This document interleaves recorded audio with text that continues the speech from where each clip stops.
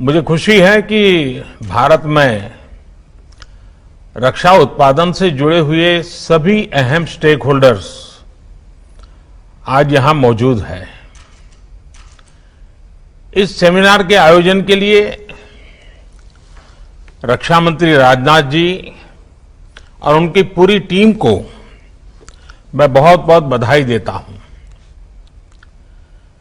आज यहां हो रहे इस मंथन से जो परिणाम मिलेंगे उनसे रक्षा उत्पादन के क्षेत्र में आत्मनिर्भरता के हमारे प्रयासों को अवश्य बल मिलेगा, गति मिलेगी।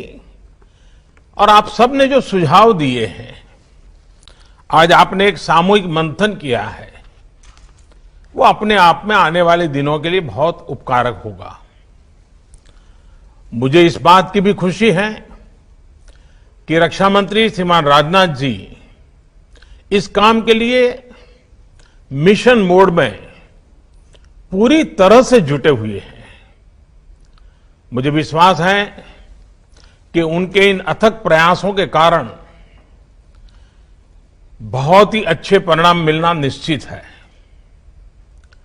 साथियों, यह किसी से छुपा नहीं है कि भारत कई सालों से दुनिया के सबसे बड़े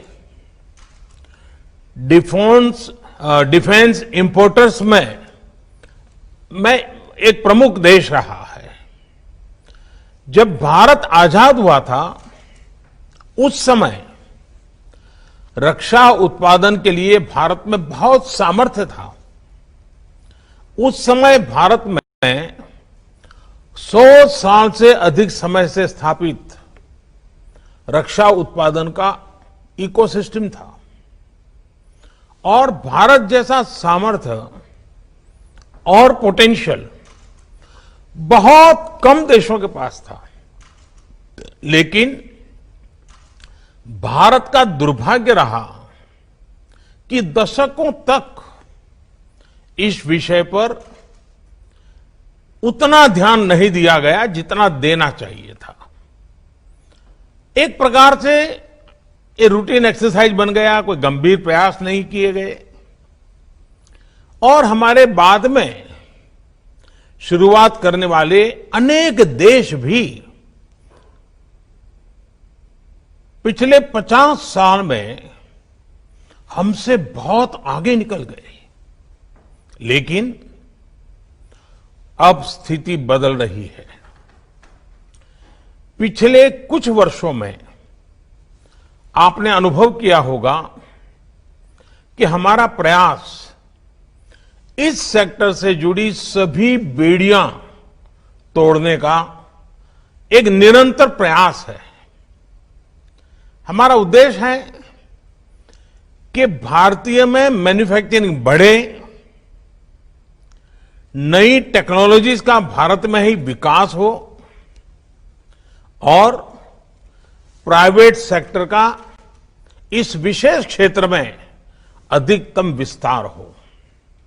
और इसके लिए एक्सपोर्ट की प्रक्रिया का सरलीकरण,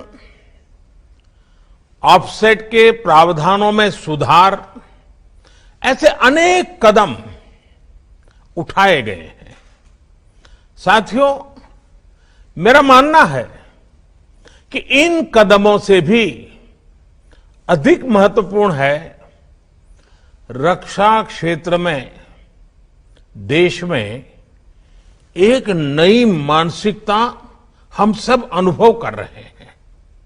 एक नई मानसिकता का जन्म हुआ है। आधुनिक और आत्मनिर्भर भारत के निर्माण के लिए रक्षा क्षेत्र में आत्मविश्वास की भावना अनिवार्य है। बहुत लंबे समय से देश में चीफ ऑफ डिफेंस स्टाफ की नियुक्ति पर विचार किया जा रहा था, लेकिन निर्णय नहीं हो पा रहा था। यह निर्णय नए भारत के आत्मविश्वास का प्रतीक है। बहुत लंबे समय तक रक्षा उत्पादन में विदेशी निवेश की अनुमति नहीं थी। श्रद्धेय अटल जी की सरकार के समय यह नई पहल की शुरुआत हुई थी।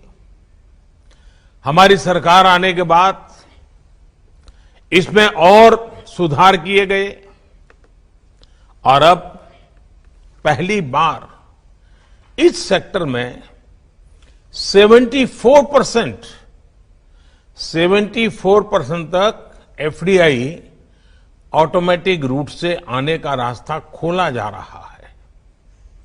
यह नए भारत के आत्मविश्वास का परिणाम है। दशकों से ऑर्डिनेंस कारखानों के सरकारी विभागों की तरह ही चलाया जा रहा था। एक सीमित विजन के कारण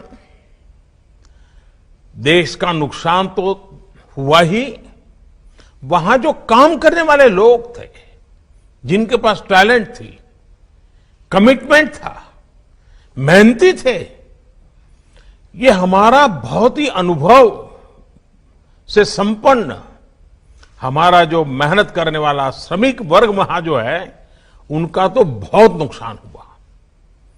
जिस सेक्टर में करोड़ों लोगों के रोजगार के अवसर बन सकते थे, उसका इकोसिस्टम बहुत ही सीमित रहा। अब ऑर्डिनेंस कारखानों का कॉर्पोरेटाइजेशन करने की दिशा में हम आगे बढ़ रहे हैं। इस प्रक्रिया के पूरा होने पर श्रमिकों और सेना दोनों को बल मिलेगा।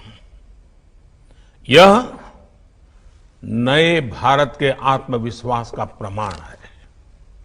साथियों, रक्षा उत्पादन में आत्मनिर्भरता को लेकर हमारा कमिटमेंट सिर्फ बातचीत में या फिर कागजों तक ही सीमित नहीं है।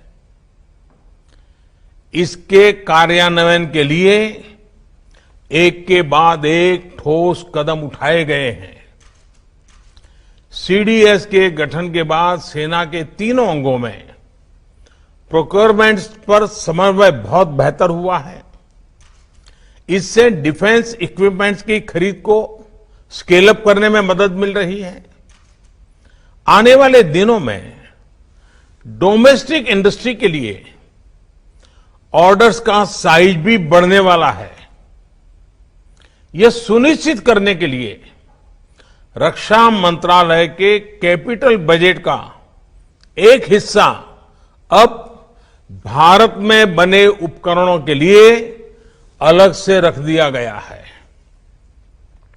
हाल में आपने देखा होगा कि 101 डिफेंस आइटम्स को पूरी तरह से घरेलू खरीद के लिए सुरक्षित कर दिया गया है। आने वाले दिनों में इस लिस्ट को और व्यापक बनाया जाएगा। इसमें और आइटम जुड़ते रहेंगे। इस लिस्ट का उद्देश्य आयात को रोकना मात्र नहीं है, बल्कि भारत में उद्योगों को प्रोत्साहित करने के लिए यह कदम उठाया गया है।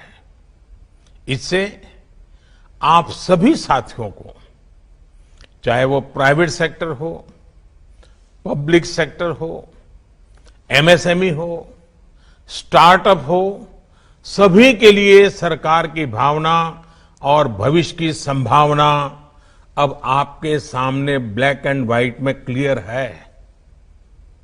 इसके साथ हम प्रोक्योरमेंट प्रक्रिया को स्पीड अप करने के लिए, टेस्टिंग की व्यवस्था को स्ट्रीमलाइन करने के लिए और क्वालिटेटिव रिक्वायरमेंट्स को रेशनलाइज करने के लिए भी लगातार काम कर रहे हैं। और मुझे खुशी है कि इन सभी प्रयासों को सेना के तीनों अंगों का बहुत ही कोऑर्डिनेटेड रूप में बहुत ही सहयोग है, एक प्रकार से प्रोएक्टिव भूमिका है। साथियों, आधुनिक उपकरणों में आत्मनिर्भरता के लिए टेक्नोलॉजी अपग्रेडेशन जरूरी है। जो उपकरण आज बन रहे हैं उनका नेक्स्ट जनरेशन तैयार करने पर काम करना भी आवश्यक है और इसके लिए डीआरडीओ के अलावा प्राइवेट सेक्टर में और एकेडमिक इंस्टीट्यूशंस में भी रिसर्च और इनोवेशन को प्रोत्साहित किया जा रहा है। टेक्नोलॉजी ट्रांसफर की सुविधा से हटकर फॉरेन पार्टनर्स के साथ जॉइंट वेंचर्स के माध्यम से को प्रोडक्शन के मॉडल पर बल दिया जा रहा है। भारत के मार्केट साइज को देखते हुए हमारे फॉरेन पार्टनर्स के लिए अब भारत में ही प्रोडक्शन करना सबसे उत्तम विकल्प है। साथियों, हमारी सरकार ने शुरू से ही रिफॉर्म, परफॉर्म एंड ट्रांसफॉर्म इस मंत्र को लेकर के हमने काम किया है। रेड टेपिज्म कम करना और रेड कारपेट बिछाना, यही हमारा प्रयास रहा है। ईज ऑफ डूइंग बिजनेस को लेकर 2014 से अब तक जो सुधार किए गए हैं उनका परिणाम पूरे विश्व ने देखा है।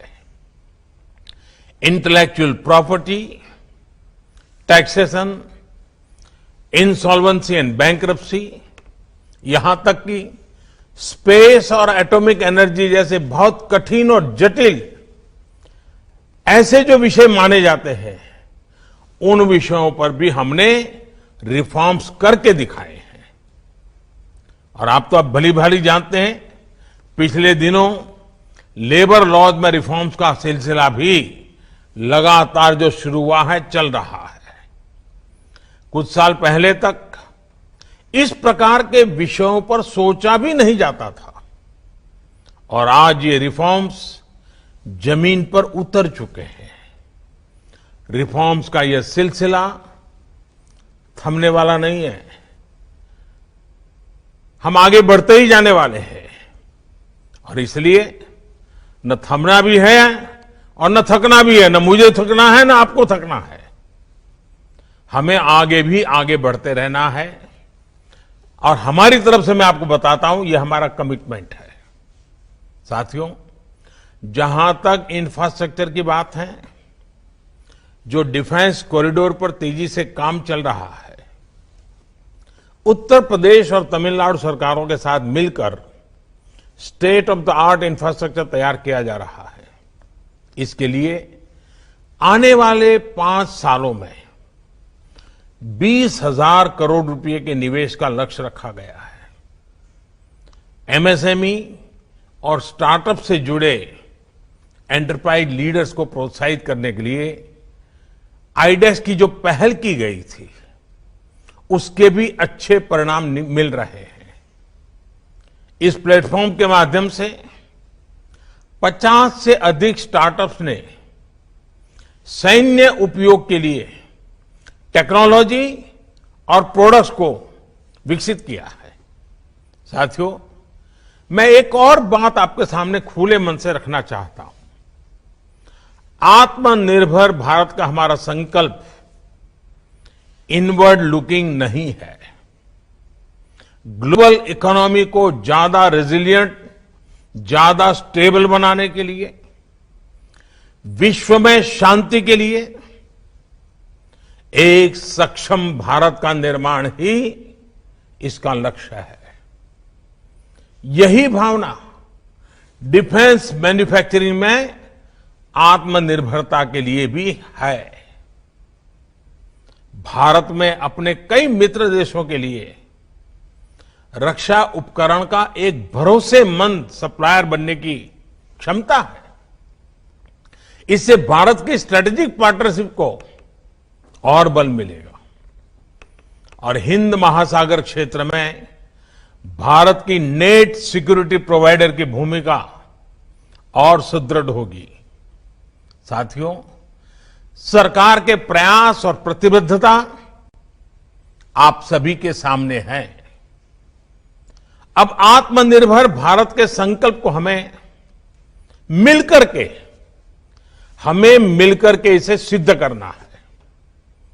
चाहे प्राइवेट सेक्टर हो या पब्लिक सेक्टर हो या फिर हमारे फॉरेन पार्टनर्स, आत्मनिर्भर भारत सभी के लिए विन विन संकल्प है।